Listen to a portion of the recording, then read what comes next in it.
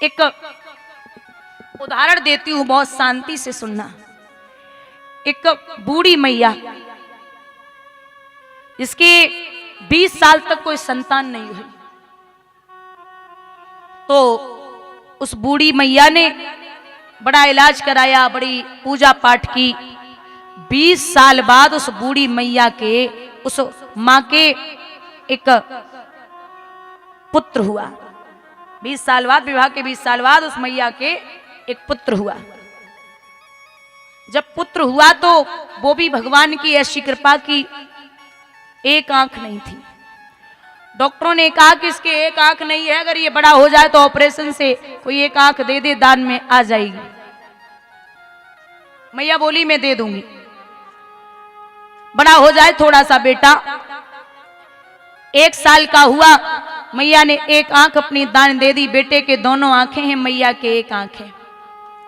1 साल बाद उस बेटे के पिता एक एक्सीडेंट में मारे गए। बाप मर गया तो मैया इतनी गरीब थी, घर घर झाड़ू पोंछा बर्तन करती, सबके 4-4 घरों में जाती, जितना पैसा मिलता उससे गुजारा करती। माताओं, बेटा 5 साल का हो गया तो मैया ने पास के विद्यालय में उसका नाम लिखवा दिया। बच्चा पढ़ने जाने लगा और बड़ा हुआ तो मैया अपने बेटे को स्कूल तक छोड़ने जाती। तो जो स्कूल में बच्चे थे वो उस मैया के बेटे से कहते थे, क्यों रे, तू तो बड़ा सुंदर है, ये तेरे घर की नौकरानी है क्या? और इससे कह दिया कर ये तुझे छोड़ने ना आए, इसके एक आंख नहीं है, अपशगुन होता है, तू कह देना कि ये छोड़ने ना आए। बच्चा आया घर पे, मैया से बोला, देख मैया, तेरे एक आंख नहीं है, तू कुरूप है, मेरे मित्र बोलते हैं कि उन्हें अपशगुन मानते हैं, इसलिए तू छोड़ने मत जाया कर। ठीक है, अच्छे से जाना, अच्छे से जाना। पास के स्कूल से बेटे ने हाई स्कूल पास किया। मैया ने बाहर पढ़ाना शुरू कर दिया। बेटा 12th पास करके गया, 12वीं पास करके अच्छे नंबरों से पास हुआ। मैया अब तो और ज्यादा मेहनत करती, इतना पैसा कमाती, घर घर झाड़ू पोंछा, जो भी काम मिलता सब करती, लेकिन बेटे को पढ़ाती। मेरा बेटा एक दिन बहुत बड़ा अधिकारी बनेगा, मुझे लोग अधिकारी की मां बोलेंगे, मैं भी किसी दिन ऊंची कुर्सी पे बैठूंगी। लेकिन समय ऐसा हुआ, महाराज बेटा बाहर पढ़ने गया, 5-7 साल तक पढ़ाई की, पास 6 साल हो गए। बराबर चिट्ठी आती, माँ का पता लेता, माँ इतने पैसे की जरूरत है, मैया भेजती, बहुत मेहनत करती। ऐसी मेहनत की माताओं, एक दिन एक चिट्ठी आई और चिट्ठी में लिखा था कि मैया, तेरी इतने सालों की मेहनत रंग ले आई, तेरा बेटा डीएम बन गया, तेरा बेटा बड़ा अधिकारी बन गया।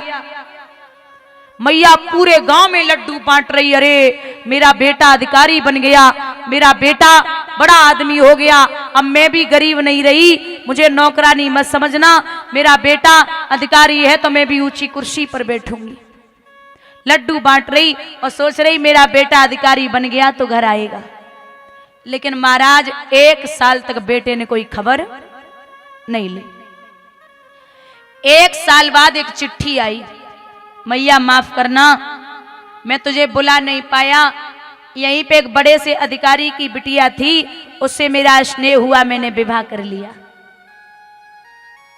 मैंने विवाह कर लिया। अब माँ तो माँ होती है, बेटे को पाल पोस के बड़ा करे तो माँ बाप की ये खुशी होती है। जितना खुश वो बेटे के ब्याह में होते, इतनी खुशी कभी नहीं होती, उससे ज्यादा खुशी जब नाती हो जाए तब होती। तो कोई बात नहीं, विवाह कर लिया, नहीं आ पाया, बड़ा आदमी बन गया। मैया को लगा आएगा बहू को लेके, लेकिन 1 साल हो गई फिर भी बेटे ने पता नहीं लिया। मैया अपना जीवन काट रही। 1.5 साल बाद फिर एक खबर आई कि मैया तू दादी बन गई, तेरे यहाँ एक नाती आया है, तेरे यहाँ एक नाती आया है। अच्छा, माताएं सब बर्दाश्त कर ले, लेकिन जब घर में नाती होता है ना, छोटा सा नाती, उसको बड़ा प्रेम होता है उससे। मैया ने अपने जितने भी वस्त्र थे सब एक झोले में बांधे, बच्चे के खिलौने, बहू के लिए साड़ी, साहब के लिए एक जोड़ी कपड़े।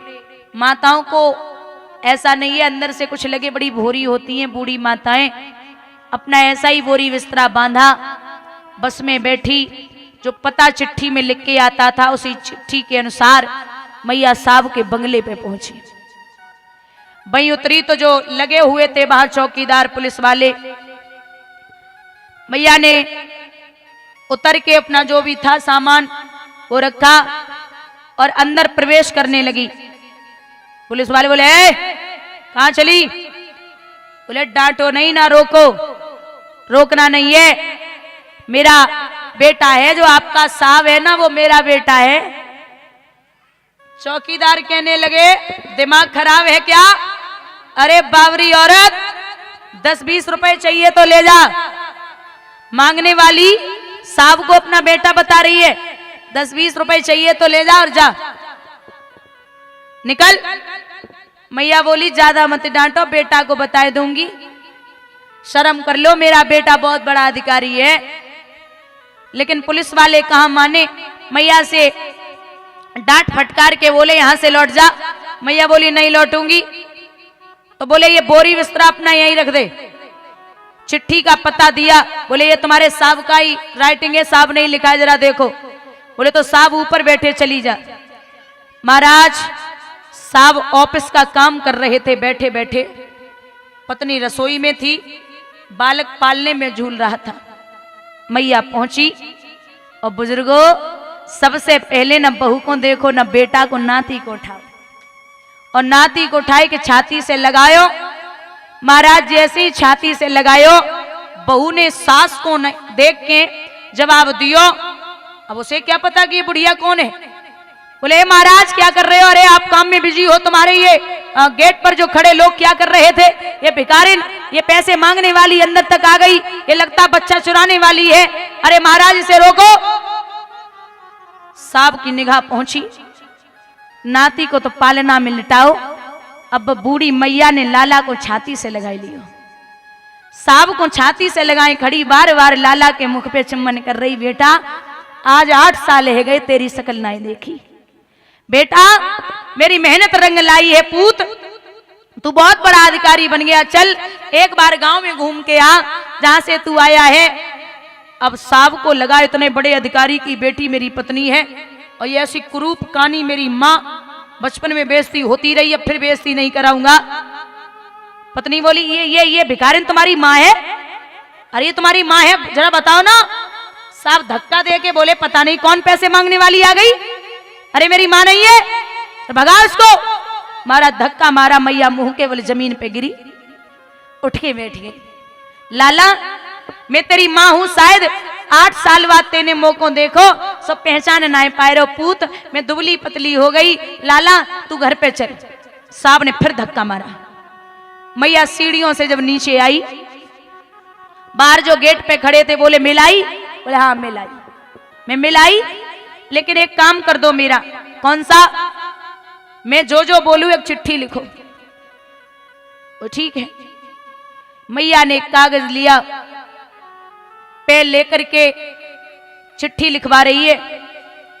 चिट्ठी लिखी गई, मैया ने साड़ी की किनारी में वो चिट्ठी बांधी और पुनः जिस कमरे में रहते थे साहब ऊपर, उसके नीचे एक कमरा बना था। महाराज पंखा था वहां पे, पंखे पे साड़ी उतार के डाली और मैया ने फांसी लगा दी। जैसे ही फांसी लगाई, अब साहब ऑफिस के लिए तैयार हुए, जा रहे थे तो साहब आगे आगे पहुंचे और पत्नी भी पीछे पीछे।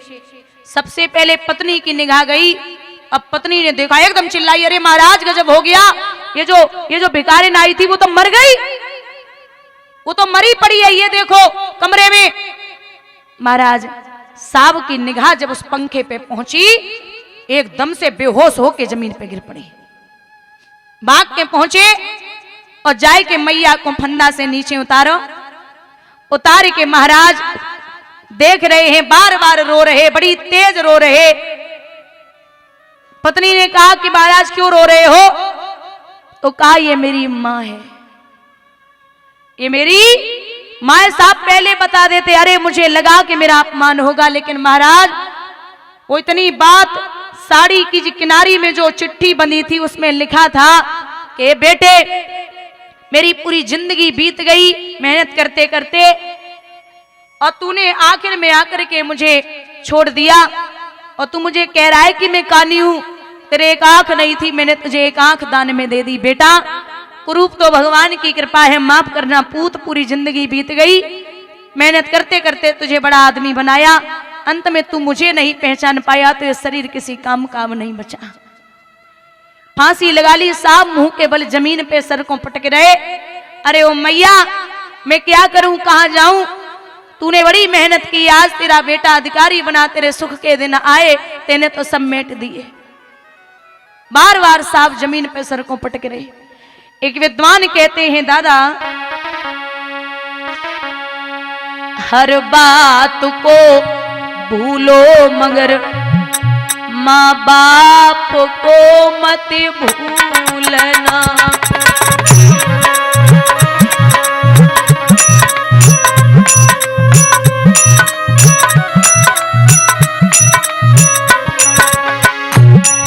उपकार इनके लाखों हैं, इस बात को मत भूलना।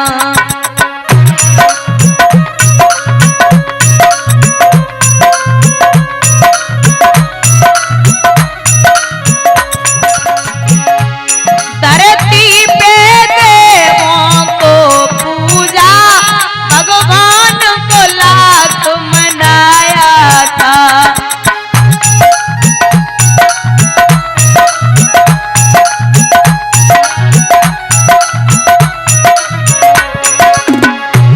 जब तेरी सूरत पाई थी, दुनिया में तुझे बुलाया था।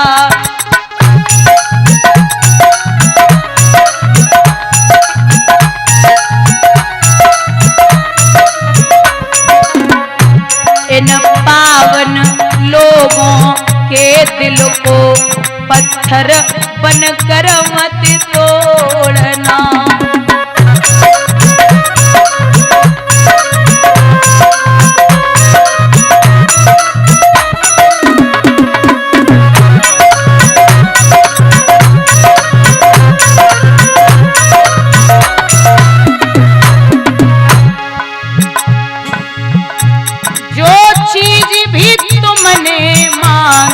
थी वो सब कुछ तुम्हें दिलाया था।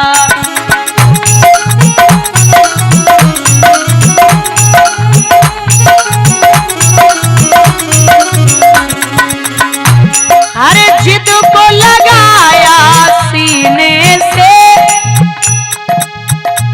बड़ा वो स्नेह जताया था।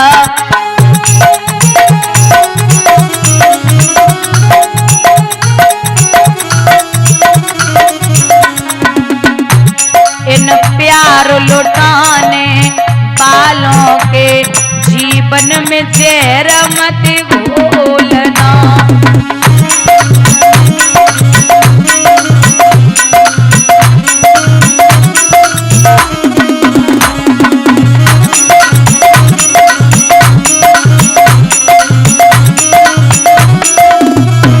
ये भैया चाहे लाख कमाई धन दौलत और कोठी बंगला बनाई है, माँ बाप ही खुश ना है तेरे, बेकार ये सारी कमाई है। चाहे लाख कमाई धन दौलत और बंगला कोठी बनाई है, माँ बाप ही खुश ना है तेरे, बेकार ये सारी कमाई है।